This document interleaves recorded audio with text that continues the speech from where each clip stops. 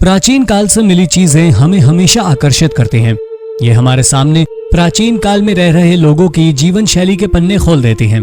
आज भी हम आपको ऐसी ही 10 अविश्वसनीय और अनोखे आर्टिफैक्ट्स की खोज के बारे में बताएंगे। तो चलिए देर न करते हुए शुरू करते हैं आज की हमारी इस वीडियो को। Number 10, iron age artifacts. किसी भी आर्कियोलॉजिकल खोज का सबसे आम तरीका होता है किसी कंस्ट्रक्शन साइट की खुदाई के दौरान मिलना, और ऐसा ही कुछ हुआ स्वीडन में जब एवेनगन के नजदीक एक सड़क निर्माण कार्य की खुदाई दौरान कुछ आर्टिफैक्ट्स मिले। ये आर्टिफैक्ट आयरन एज के अवशेष थे, लेकिन ये लोहे के नहीं बल्कि लकड़ी के बने हुए थे। आर्कियोलॉजिस्ट का कहना है कि ये 1700 साल पुराने हैं। ये अवशेष स्वीडन में मिले सबसे पुराने अवशेषों में से एक हैं। इन अवशेषों में एक पहिया भी मिला है, जिससे पता चलता है यहाँ पर खेती होती थी। यहाँ पर एक ब्रिज भी है जो समुद्र और आज के समय में वॉनार्ड लेक के नाम से जाने वाले लेक को जोड़ता है। Number 9, unique boat from history. 1891 में मेड ऑफ लिंकन नाम का एक शिप एब्रोलस आइलैंड से गुजर रहा था, पर अचानक एक तेज तूफान के कारण जहाज में अफरा तफरी मच गई। हालांकि सभी क्रू मेंबर्स अपनी जान बचाने में सफल रहे, लेकिन जहाज को नहीं बचाया जा सका। किनारे पर उन्हें ग्रिक्सन फैमिली ने तूफान से बच निकलने के बाद क्रू मेंबर्स की मदद की थी। कैप्टन ने उन्हें ये नाव उपहार स्वरूप भेंट कर दी। कई सालों तक इसे फिशिंग बोट की तरह इस्तेमाल करने के बाद उन्होंने इसे बांध में रखवा दिया और 2021 में दोबारा खोजे जाने तक ये वहीं रही।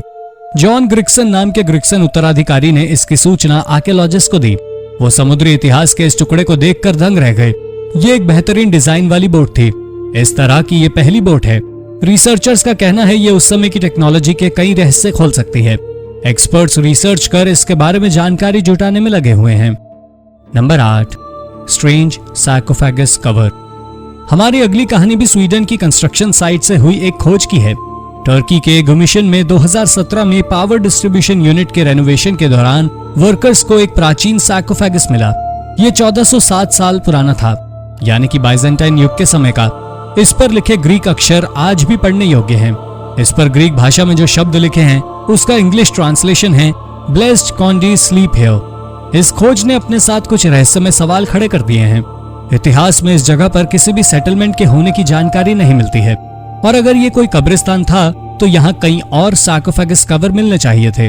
लेकिन पुरातत्वविदों की सालों की मेहनत के बाद भी इस साइट से कुछ और नहीं मिला। ये सार्कोफेगस कवर आज भी मिस्ट्री बना हुआ है। Number 7, bronze age artifacts. England की ब्रॉन्ज एज की यह खोज काफी धीमी लेकिन सिस्टमैटिक गति से चल रही है।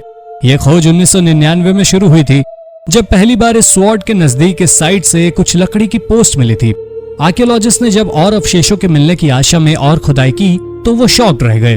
2011 में उन्हें ब्रॉन्ज एज की 8 लॉग बोट्स मिली। 2012 तक पुरातत्वविद समझ चुके थे कि इस जगह पर भूगर्भ में ब्रॉन्ज एज का एक पूरा का पूरा शहर दफन है। 2020 में हिस्टोरियंस हैरान थे कि इस जगह से मिले आर्टिफैक्ट्स बिना इस्तेमाल किए और नए कैसे लग रहे थे, पर इसका भी जवाब उन्होंने खोज लिया था। इस शहर के बसने के 1 साल के अंदर ही ये आग लगने से नष्ट हो गया था। कुछ बर्तनों में तो खाने का सामान भी मिला है। ये सभी अवशेष 2800 से 3000 साल पुराने हैं, पर इस साइट पर खोज कार्य अभी पूरा नहीं हुआ है। आर्कियोलॉजिस्ट यहाँ से कई और राज खोलने का प्रयास अभी भी कर रहे हैं। Number 6, Benin artifacts return back to home. 1897 में बेनिन नाम के शहर पर ब्रिटेन के सोल्जर्स ने हमला किया और लूट लिया। इस समय यह शहर नाइजीरिया का हिस्सा है। इस लूट में हजारों कल्चरल आर्टिफैक्ट्स और आर्ट पीसेस चुरा लिए गए। 2021 में इनमें से एक स्कल्पचर वापस अपने स्थान पर पहुंच पाने में सफल रहा। इसका डिजाइन किसी राजा के सिर को दर्शाता है। अभी ये पीसेस एबरडीन यूनिवर्सिटी में रखा हुआ है, पर इसके ओरिजिन की जानकारी मिलने के बाद यूनिवर्सिटी ने इसे वॉलंटियरली वापस कर दिया। इसी तरह बेनिन का एक लूटा हुआ कॉकरल स्कल्पचर भी 2019 में कैम्ब्रिज यूनिवर्सिटी द्वारा लौटा दिया गया। नाइजीरिया के इंफॉर्मेशन और कल्चर मिनिस्टर ने अन्य इंस्टीट्यूशन से भी इस तरह के आर्टिफैक्ट्स लौटाने की अपील की है। नंबर 5, यारिगाना। जापान के योकाइशी जिकाटा में जुलाई 2017 में एक यूनिक आर्टिफैक्ट मिला। यह लगभग 2300 साल या उससे भी पहले बनाया गया था, यानी कि ययोई पॉटरी एरा का समय का। यह एक यारिगाना कटिंग पाइक प्लेन है जिसकी लंबाई लगभग 13.9 सेंटीमीटर है। शायद इसका प्रयोग चीजों को काटने के लिए किया जाता रहा होगा। रिसर्चर्स का कहना है कि इस तरह के टूल पुराने समय में जापानी टूल टेक्नोलॉजी का आधार थे। उस समय लगभग हर कारपेंटर के पास यह औजार होता ही था। यह आर्टिफैक्ट यारिगाना का छोटा वर्जन था। आमतौर पर यारिगाना दोनों हाथों से इस्तेमाल किए जाने वाले औजार होते थे, पर इसे एक ही हाथ से इस्तेमाल करने योग्य बनाया गया था। नंबर 4, एनाव्लोकस हिडन आर्टिफैक्ट्स। ग्रीस के एथेंस में फ्रेंच स्कूल नाम के इंस्टीट्यूशन के बच्चे पिछले 5 सालों से एनाव्लोकस नाम की जगह पर आर्कियोलॉजिकल एक्सकवेशन का काम कर रहे हैं और उनकी ये खोज काफी हद तक सक्सेसफुल भी रही। उन्हें यहाँ से कई अनूठे आर्टिफैक्ट्स मिले, पर इनमें से सबसे ज्यादा ध्यान आकर्षित किया इन छोटी छोटी वोटिव ऑफरिंग्स ने। ये छोटे स्कल्पचर्स महिलाओं की आकृतियां दर्शाते हैं। ये स्कल्पचर्स क्लासिक और आर्केक पीरियड के हैं। अन्य आकृतियां जानवरों की हैं। इस खोज के बारे में एक अजीब बात यह है कि ये पूरा एरिया 1929 में पियर डर्मर नाम के आर्कियोलॉजिस्ट द्वारा सर्वे किया जा चुका है।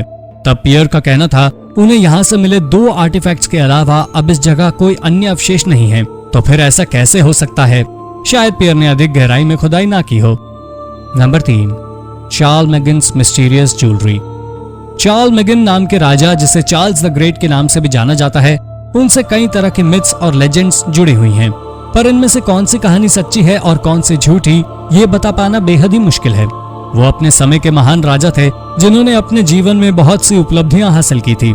768 में वो फ्रैंक्स के राजा बने, 774 में लॉम्बार्ड्स के और फिर 800 में रोमन एम्परर। ऐसा माना जाता है कि आपकी स्क्रीन पर दिखने वाली ये ज्वेलरी चार्ल्स मैगिन की ही है। इसके बीच में लगा ये स्टोन बेहद ही अनमोल है। ये 9वीं सदी का एक आर्टिफैक्ट है। हालांकि चार्ल्स मैगिन और इस ज्वेलरी के बीच का कनेक्शन अभी तक प्रूव नहीं किया जा सका है।